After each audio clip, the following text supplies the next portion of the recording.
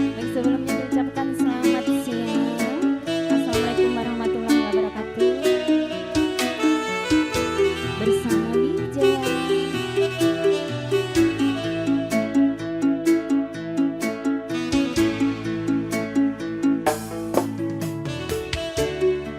Sing tak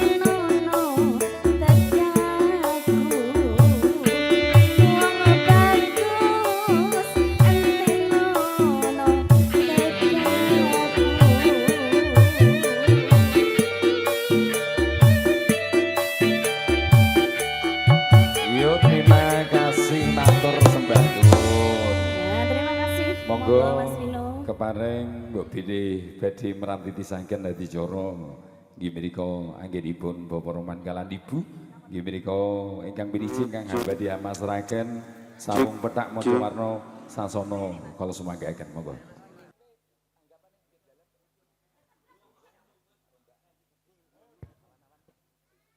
Bismillahirrahmanirrahim. Assalamualaikum warahmatullahi wabarakatuh. Napa leres nggih dalemipun Bapak Rahman tuwin Ibu Wati kakek Dukuh Slumbung Desa Padas.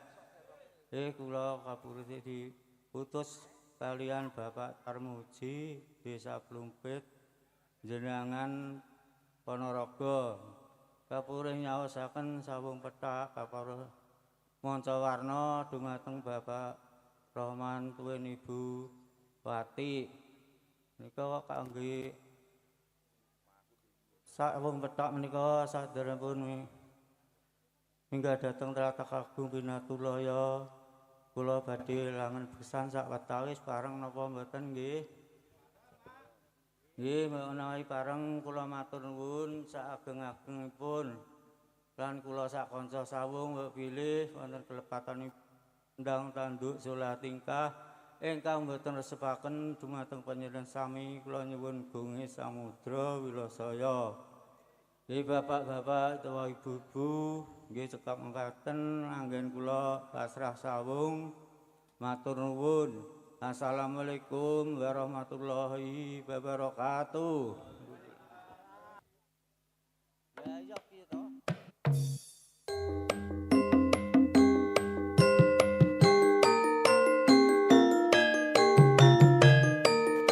As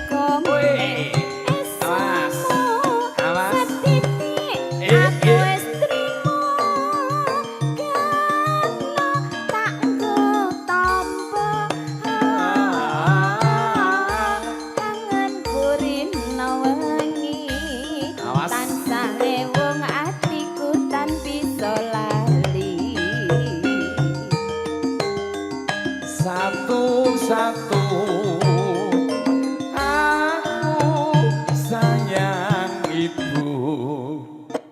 Loh, aja tiru saya mas. Dua-dua juga sayang ayah. Tiga-tiga sayang adik kakak. Siji loro telu aku sayang semuanya. Bintang kecil di langit yang tinggi amat banyak menghias angkasa. Aku ingin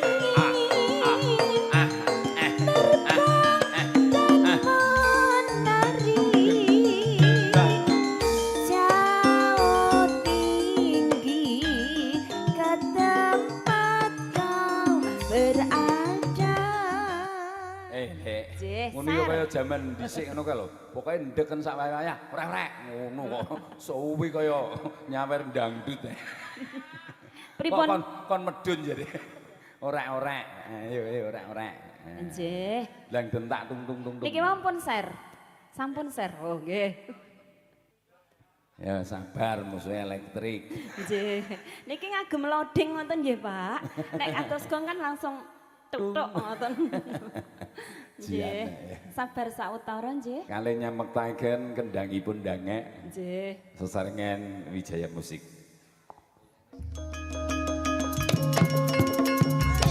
Iya, monggo. Ayo, ayo, ayo, ayo.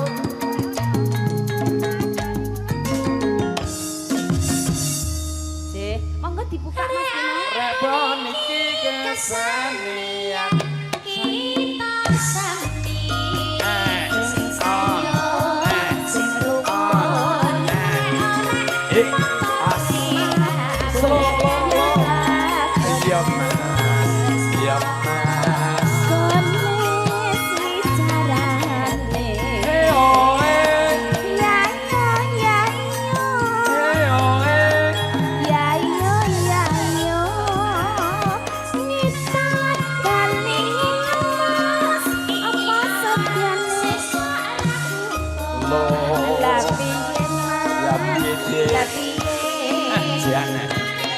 Yo,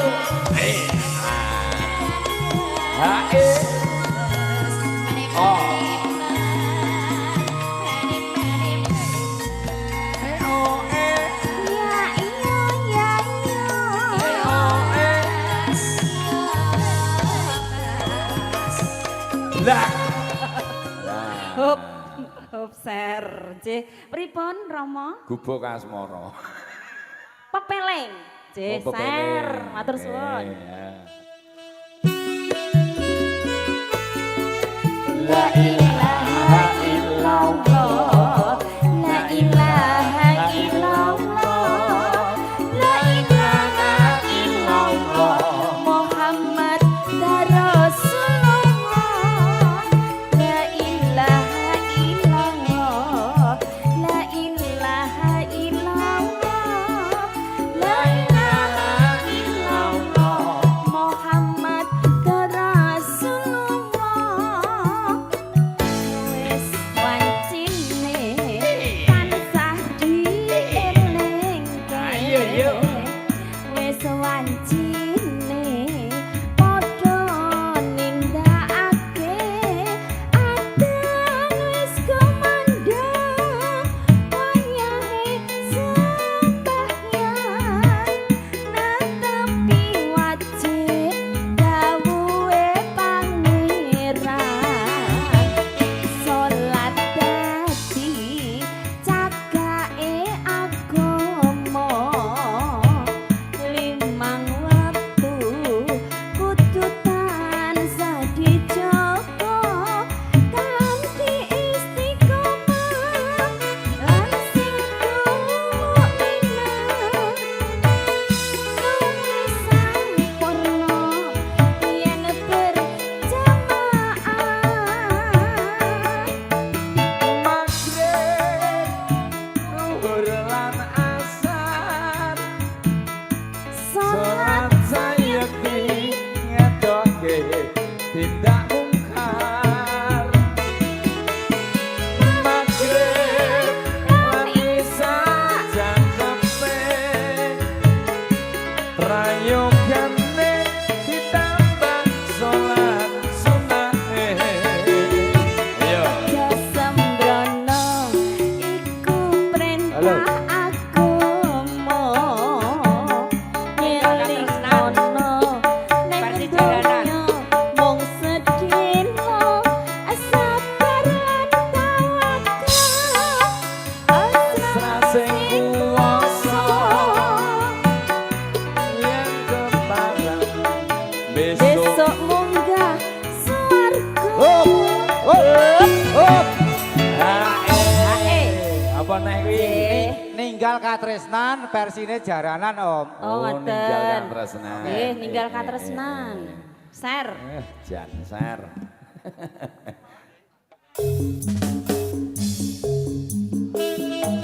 Ayo. Oh, Ser. ayo yo. Amas. Ya, ya, ya, ya, ya, ya. Dadi.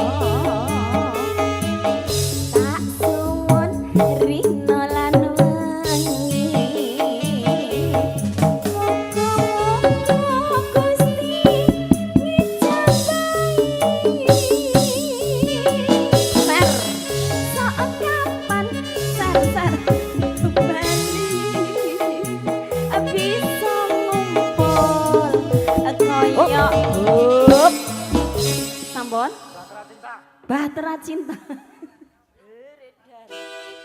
Oke, siap. Monggo. Mas Inu sini dong.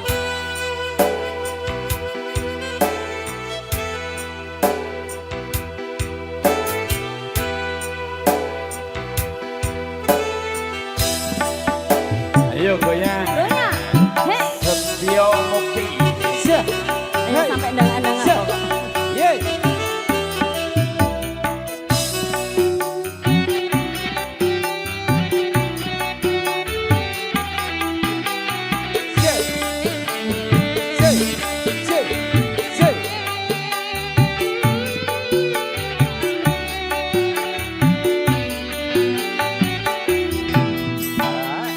Beredar sang bumi mengitari matahari. Merangkaikan waktu tahun-tahun berlalu. Namun cintaku takkan pernah berubah masa demi masa. Kita berdua takkan pernah berpisah, baur dalam cinta. Berlayar bahtera mengarungi samudra. Merangkai tujuan untuk di pantai harapan. Yuk. Asik yuk. Ser.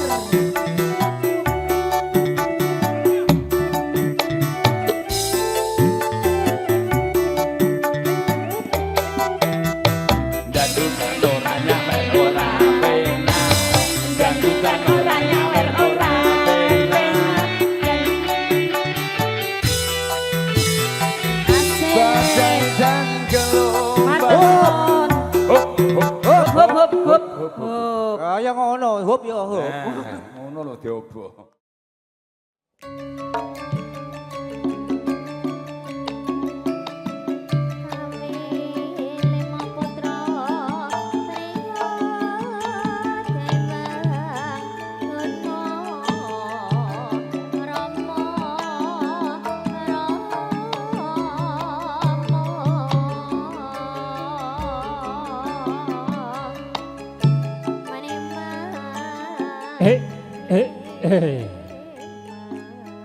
Wilujeng siang. Assalamualaikum warahmatullahi wabarakatuh. Bismillahirrahmanirrahim. Alhamdulillahirabbil alamin. Alhamdulillah wa syukurillah la qaula wala quwata illa billah.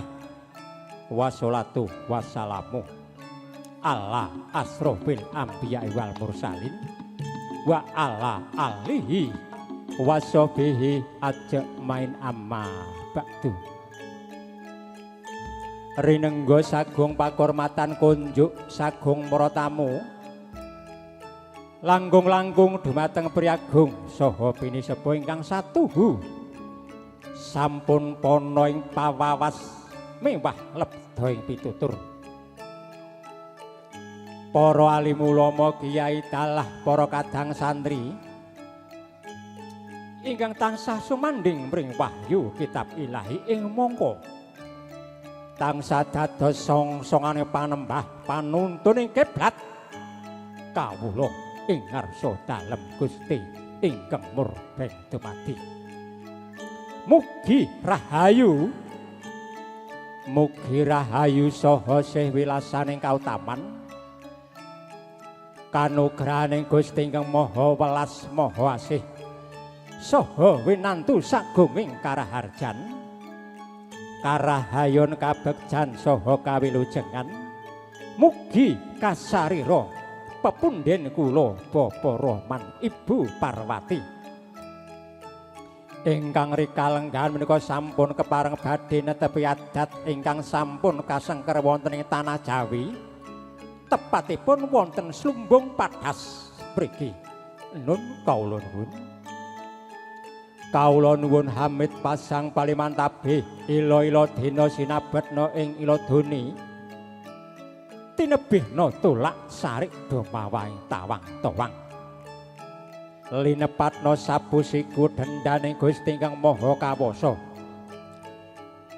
Dening kalenggahan menika kula pun Abimanyu mijil saking ngembak munggut kulon kono. Wiwit saking Purwamadya ngantos dumugi Wasana bilih wonten renggane basa ingkang tebih ing saenalingsir ing leres basa kula sakecap wicara salamba ingkang kirang subhasita mewah lebda nagari pramila kawula nyadong duka ingkang kathah nyuwun gung pangapunten ingkang agung. Tinarbuka pambukaning atur nenggih waosan kalimah suci basmalah. Kalajengaken mijil Sri Atmaja temanten putri. Kusumaning Dewi Diayu Rizki Hidayah. Kaboyong kapondhong saking wisma tepas wangi saking pepundhen kula Bapa Roman. Kasuwun kepareng mijil lenggah ngalela wonten dampar Sitinggil. Hangadhep sagung para tamu kapundhut foto video syuting. Dongkap wahyane mangsa kala dhemawang kodrat tabuh setunggal panggih Sri Atmaja temanten. Mapak besan ing mangke dipun salirani pepundhen kula Bapak Ajis Ibu Narwati.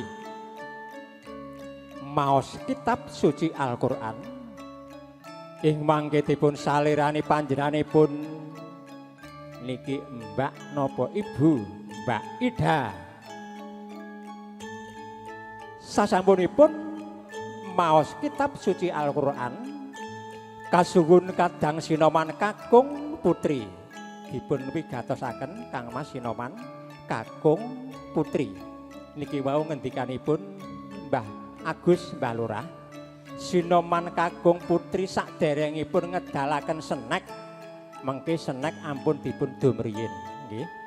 Saderengipun ngedalaken senek mangke Sinoman kakung putri sedaya kemawon kasuwun kepareng jajah desa Milangkori anjang sono anjang sini buka lawang jajah desa plaku-plaku salaman ajawat asta kalih temanten nggih muter menawi wonten Dembelem wonten kota Mbelem Ngilen niku muter 3 kali salaman dipun foto dipun syuting niku muter 3 kali. Sasampunipun ngaten krobongan jangkep sungkem Rama Ibu adicara foto pasrah kirap ingkang kepareng nampi pasrah penganten mangke panjenenganipun pepundhen kula Bapa Rifai ingkang kersa tuhu hanjejeri hanampi pasrah Sekar Cempaka Mulya. Pondene ingkang kepareng maos hastungkara doa ugi panjenenganipun pepundhen kula Bapa Rifai. Sagung para tamu cunduk kalawan kuncaraning bangsa linambaran agunging Pancasila Raharja hangemban eka prastya Pancakarsa. Pramila sumangga sesarengan munjuk syukur dumateng ngarsa dalem Gusti ingkang murbeng dumadi dening kalenggahan menika kita sami saged makempal manunggal caos berkah pangestu kanthi suka rena ngalih dadosaken adem ayem jroning kalih pepundhen kula Bapa Rahman. Sholawat sarta salam kunjuk mustikaning jagat hanenggih Kanjeng Nabi Muhammad sallallahu alaihi wasallam ingkang tansah kita ajeng syafaatipun ing benjing dinten yaumil kiamah amin Allahumma amin. Para pepundhen daya sinareng Sela wedding rias kondang Mbak Sela kondang murah meriah gadah salon wonten Madiun kalih salonipun wonten Karangjati wonten cacah setunggal wonten wilayah Ngawi kagungan salon nggih rias 3 tempat Mbak Sela rias kondang apik murah. Bayar panen nggih oleh. Kong ora gemen-gemen lho, Kong. Rias apik bayar panen ya gelem. Mungkin jenengan sakit mlebet sesambatan kali Mbak Sela. Para pepunden, monggo daya kula dherekaken kebyur wonten samodraning adicara. Nun kawula nuwun